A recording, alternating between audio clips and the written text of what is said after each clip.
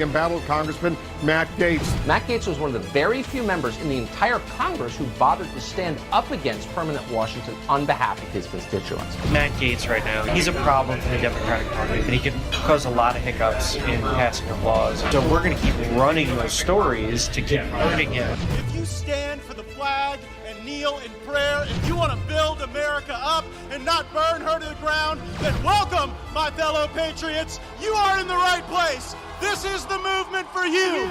You ever watch this guy on television? It's like a machine, Matt Gaetz. I'm a canceled man in some corners of the internet. Many days I'm a marked man in Congress, a wanted man by the deep state. They aren't really coming for me. They're coming for you. I'm just in the way. Welcome back to Firebrand. We're broadcasting live out of room 2021 of the Rayburn House office building here on the Capitol Complex in Washington, D.C., and we are in the crucible. We've got debt limit negotiations between Speaker McCarthy and President Biden starting in just hours. My colleague Andy Biggs is here to break down how we see the debt limit, a little different than a lot of other Republicans. Also, Title 42 going away. We're getting real-time information from communities on the border, from Border Patrol agents, and there is a whole lot of signal coming out of the Biden administration. Andy is one of the principal architects of the legislation the House of Representatives will be voting on this week to lay out our plan, our agenda, and certainly to restore the rule of law and our border. Secretary of State Blinken in a little bit of trouble. We're going to go over some challenges he's been having with politicizing intelligence, something we're always against. And I wish I didn't have to do a military wokeness segment on every show, but we'll have one at the end. So thanks for joining right now. We've got folks from the state of Florida all the way to Washington State offering their comments on Getter. We have someone from Texas says they're weary and waiting, Congressman Biggs. Weary and waiting in Texas. Should they be? Yeah, you better watch out. El Paso mayor's already declared an emergency, state of emergency there. Title 42 is going away, but hundreds of thousands of people across the border waiting to come in. The cartel's going to flood the zone. You got DHS telling them, hey, don't come to El Paso because that's where we're going to do our operation to slow things down. That means the other 8 sectors just go anywhere there because we're going to have fewer people there. That's the kind of DHS you have. That's the kind of they're people. Making it work. I mean, people need to understand this, right? This is how you know that it's on purpose.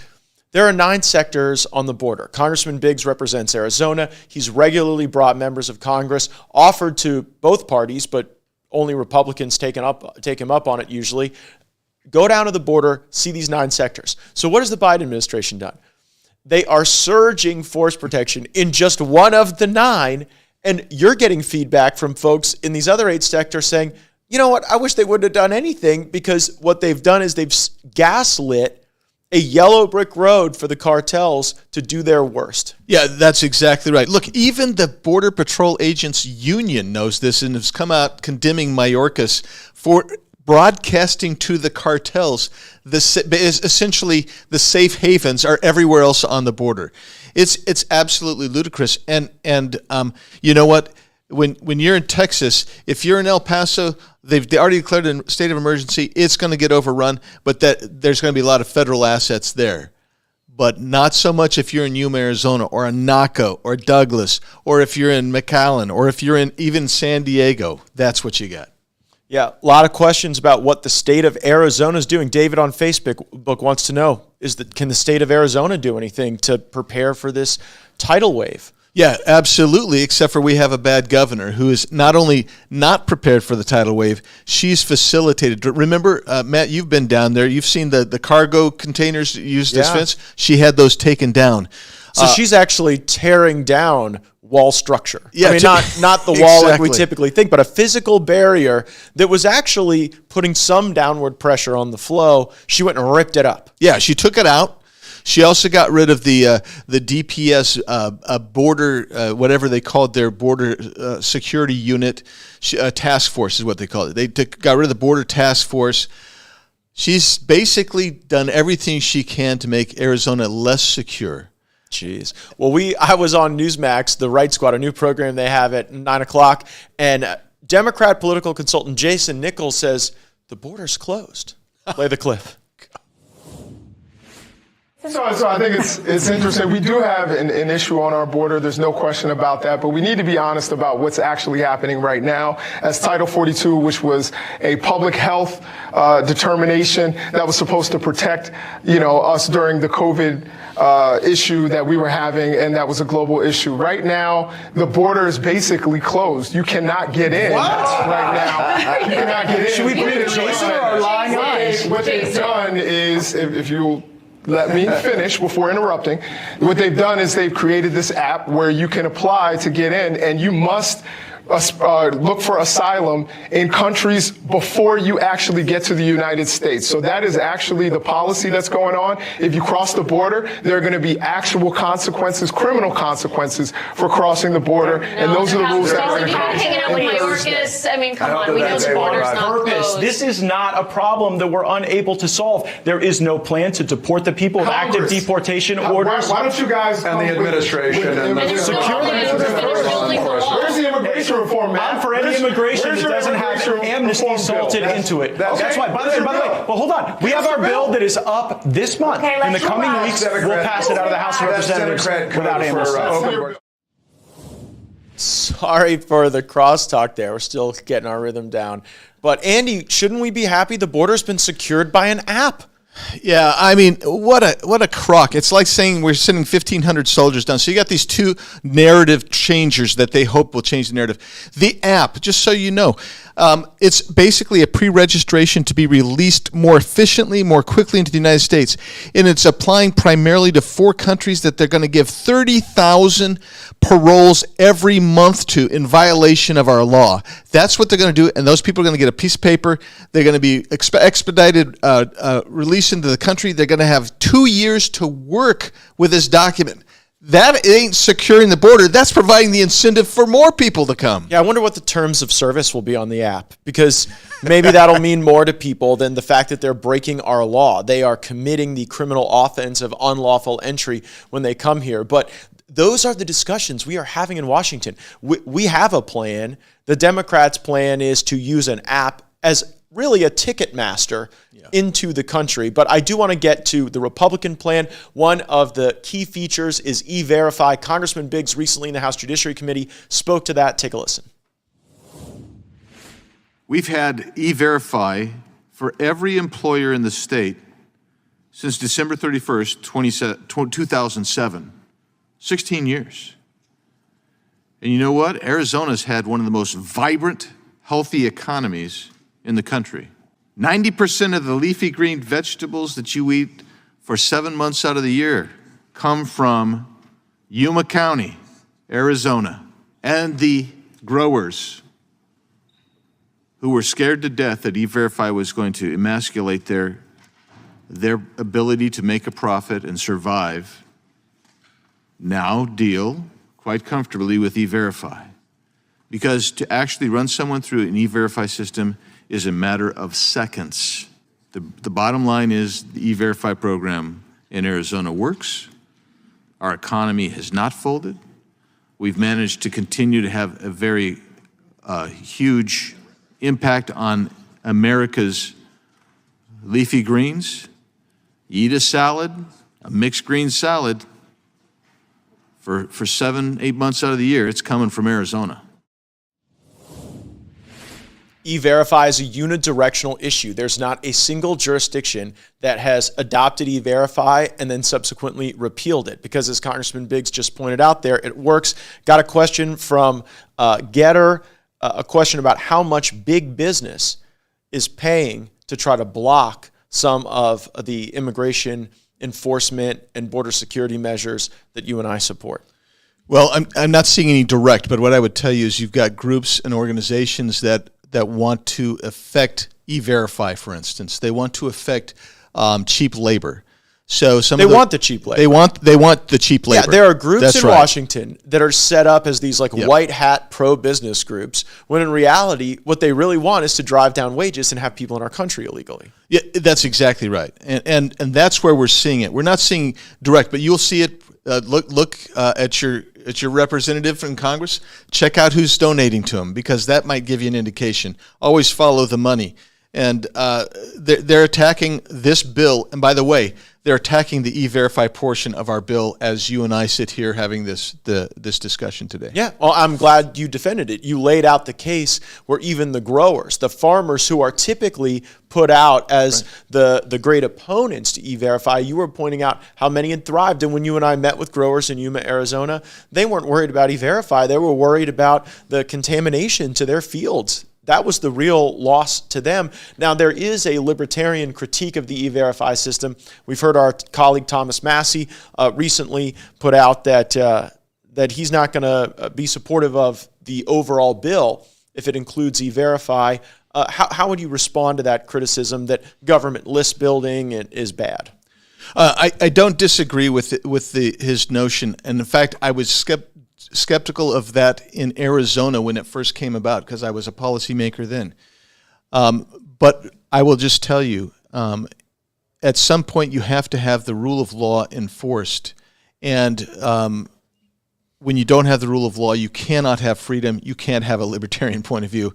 And right now, we have no rule of law. It's time to get hold of the rule of law. How many votes do you think we'll get for this E-Verify bill that you've been a big part of putting together?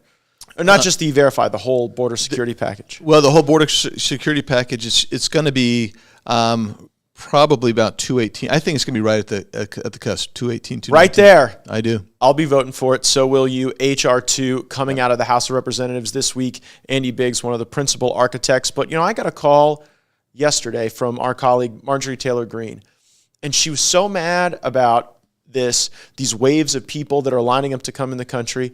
And she said, Matt, why aren't you guys impeaching Mayorkas in the Judiciary Committee? I mean, and she was upset and frustrated that there had not been sufficient progress on that.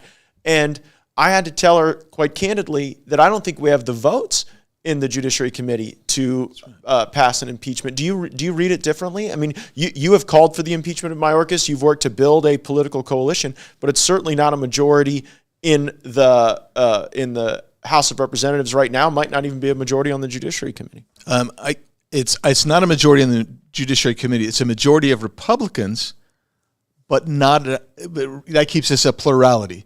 We need really every Republican on that Judiciary Committee to come around, but we don't have some, and there are some that I don't think will ever get there, because they view it as a political process, and some of them have told me, well, we should be impeaching Biden. I said, okay, we already have those articles. Sign on. Well, I mean, my point is, if you aren't willing to impeach Mayorkas for this, is the tool even accessible to a House of Representatives? And maybe with this majority being the size it is, it isn't. I do want to also reflect on the size of the majority in the context of these debt limit negotiations. So I'm going to posit a hypothesis to you, and you're going to tell me if this is what's going to happen or what's not going to happen. And everybody watching right now, save this clip, okay? The Senate is going to do everything they can to delay. They're going to beat up the House plan, talk about how the House plan, that, by the way, neither of us voted for, is sending the widows and the orphans out in the streets, abandoning veterans, all kind of lies about the House plan. And then, at the very end, there's going to be some veneer of, oh, well, we'll do spending cuts later, or we'll, acknowledge a commission to look at the overall drivers of our debt. And the deal will be H.R. 1, the House Energy Bill, which I don't oppose, but it'll be that in exchange for a clean or almost entirely clean increase in the debt limit. Do you think that's going to happen or not? I think you're right. And if the Senate goes the way I think it goes, we'll be lucky to get H.R. 1. Because I think... You think the final deal could be a clean debt limit? It could be a clean debt limit. I mean, they'll have to do some face saving, but they want to do the least amount of face saving that they need to do. So I'm talking about for the Mitt Romneys and the Susan Collins and those guys. What they're going to do is, if they can, they want to do a clean debt ceiling with a promise of a commission to study... off to committee land. Yeah, Everybody knows that's just a joke. That's a way to try to fool the public about your sincere intentions for the country. Well, and that's right, and that's what I think. I think even our House plan was I don't doubt the sincerity of everybody's there. I agree with the sincerity. I think it was not a bad plan, but it was incremental. And right now the ship is totally aground. And we don't have time to be incremental. We actually could bend the curve back down and go to 2019 spending levels. And guess what? We would actually not need to raise the debt ceiling at all. But I'm just saying that's me. That's just me. Yeah, but see, I don't think the country has been told that story with that mathematical support, because all you hear on the mainstream media is that it's two options: raise the debt limit or plummet the global economy into catastrophe. And there's actually a third option, which is to engage in deep vertical cuts. I mean, you acknowledge that even in the legislation that you put together to not have to raise the debt limit, there are agencies that see 40% cuts, deeper cuts, foreign aid. You take a meat cleaver to foreign aid. But when the ship is aground, I think that's what you have to do. Yeah, I mean, think about it. We didn't even get an elimination of our participation in the World Health Organization. We didn't even stop building a $3.5 billion FBI new Taj Mahal so they could surveil you and me and Americans. And instead of getting $80 billion taken out of that IRS deal, we got $71 billion. What happened to the other $9 billion that the Biden administration funded? I don't even know. These weaponized bureaucracies soak up this money like a sponge. Yeah. And it really is difficult to repatriate it. We've got this meeting coming up at 4:00 today. My hypothesis is afterwards McCarthy walks out, says, we're still far apart. I believe in cutting spending, and I hope we can continue to talk. How do you think it'll go? That's his side, and I think Biden will talk about. We're going to keep talking, but we just think those guys are so unreasonable. I think you've pegged the speaker right on. He doesn't have a lot of wiggle room here. No, he moved that. The speaker moved his plan without our votes. He moved his plan off, and if one person who had voted for that voted no, if George Santos had voted no instead of yes, then there would be no Republican debt limit plan. Because we weren't real excited about raising the debt limit. But my suspicion is Biden's going to try to run out the clock, which, you don't really run into a lot of 80-year-old men who are trying to run out the clock. So I guess he's playing with fire there, brother. In that regard. Okay, let's go to this breaking story on weaponization that we've learned about in the Judiciary Committee. This Hunter Biden letter signed by 51 intelligence officials saying that the laptop was disinformation. We now know, as a result of a Republican majority and our efforts on the House Judiciary Committee, that was triggered by the current Secretary of State, Tony Blinken. And the person he triggered to organize it was actually the one in the queue to be CIA director until Democrat Senator Wyden didn't like some of the stuff that he'd done in yesteryear. But these were the guys that saw their path to Secretary of State and CIA director being linked to the ability to create disinformation around politics. I wanted your reaction to the trouble Secretary Blinken's in. Well, I think it's real trouble, and I think you did a great job describing it. The way I viewed it is here you have a guy who is organizing, spying, and disinformation for political purposes. He is, and then he's organizing all these people with security clearance. These guys, a lot of them still have national security clearance, Matt. And to me, I look at it and say, this is why we can't have nice things. You got a guy, and he's basically running us out of town, and he's doing it for political purposes. And part of it is because he just wants power. And when he gets to power, you have seen him. He's perhaps the worst Secretary of State, and there's a lot of bad ones, but he is so bad. And this attack by these 51 guys who just made this up, it ripples through. You got the FBI suppressing that laptop, and then they're basically given cover over that. And then I suspect that if you trace this around, you're going to see it tie right into the attempt to impeach Donald Trump over that Ukraine phone call. I think it all kinds of comes back to the same personnel. And it is evidenced in the fact that their ideas seem to reemerge even when we try to squelch them and stop them. Let's find that Boebert tweet if we can and put it up on the screen. Congresswoman Boebert took note. This is her tweet at Lauren Boebert, the director of national intelligence, has just stated they'll be opening up a new office to oversee, quote, misinformation. So they'll be trying for the third time to open their Ministry of Truth. Well, I kind of like the first couple of attempts. Time to kill this one too.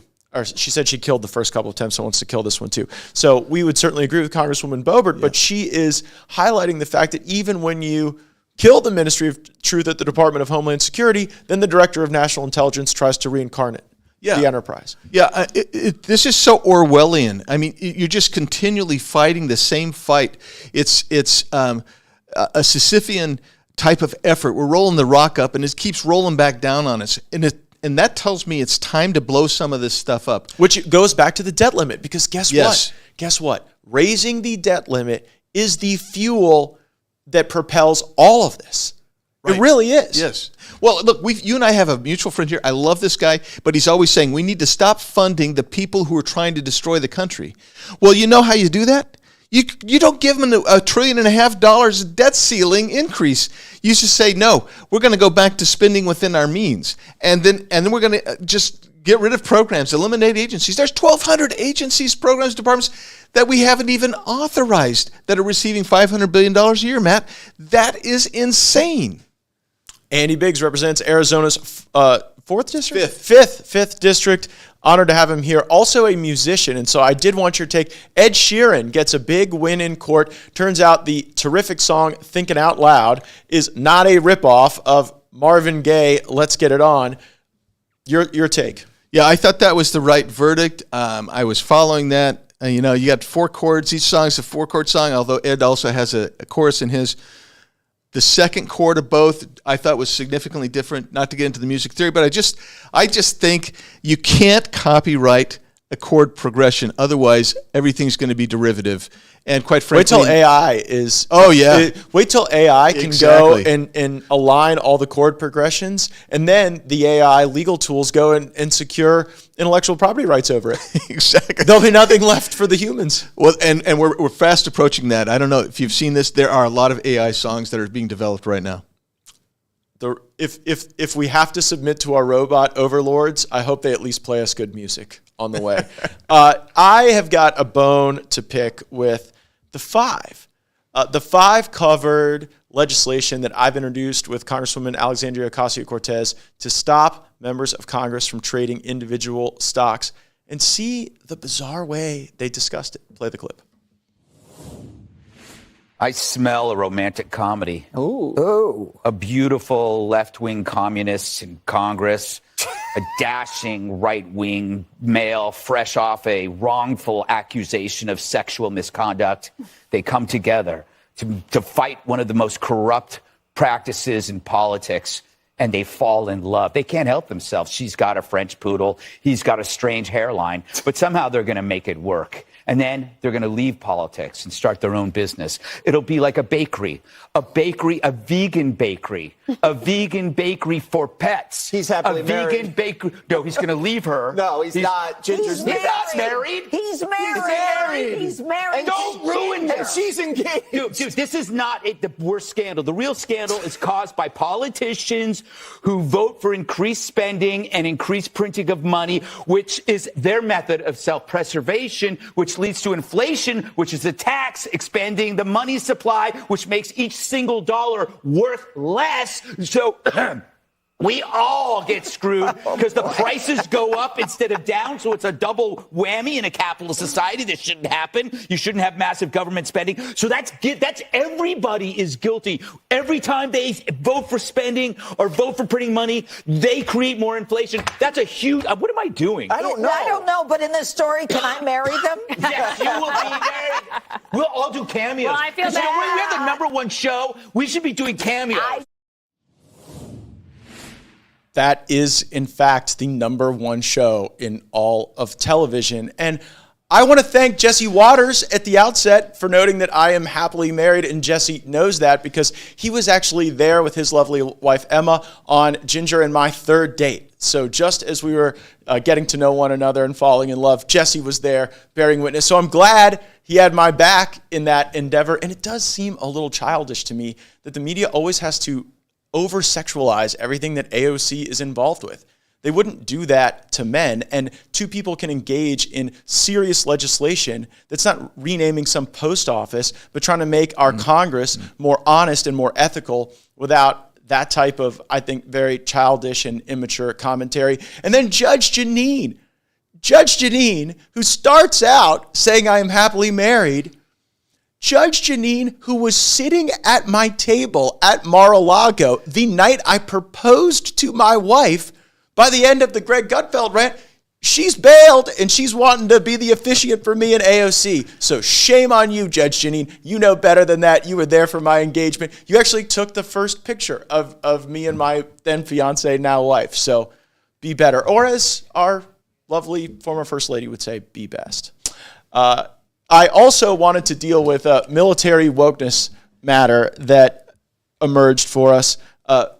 You will recall in my questions of the Secretary of Defense, I asked about these drag shows and drag performance, this embrace of drag in DOD. It struck me as very odd. I wish we weren't talking about those things, but it seems like it's something the military's become low-key obsessed with. And the Navy even hired one of these drag performers and promoted them as a digital ambassador. So that you get the context, play the clip. You know, drag queen story hours is not something that the department funds. Well, wait a second. That's actually not what the record seems to suggest. You were going to fund one at Ramstein Air Force Base. That one got canceled, but that's DOD insignia. That's a drag queen story hour for children. I guess my question is, how much taxpayer money should go to fund drag queen story hours on military bases? Listen, drag shows are not something that the Department of Defense supports or funds. Active duty yeoman second class Joshua Kelly doubles as drag queen Harpy Daniels and now is the face of the Navy's recruitment drive as a digital ambassador.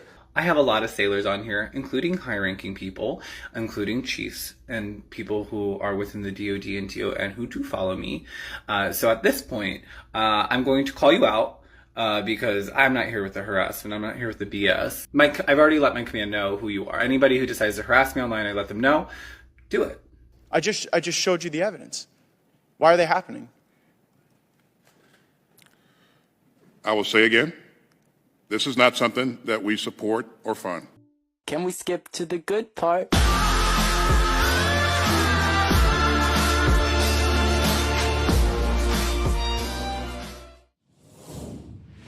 We are back live, and China and Russia are laughing at us. Mr. Pitter on Rumble says Greg Gutfeld is not funny, a view held by many of you watching now. Andy, what is going on with our military?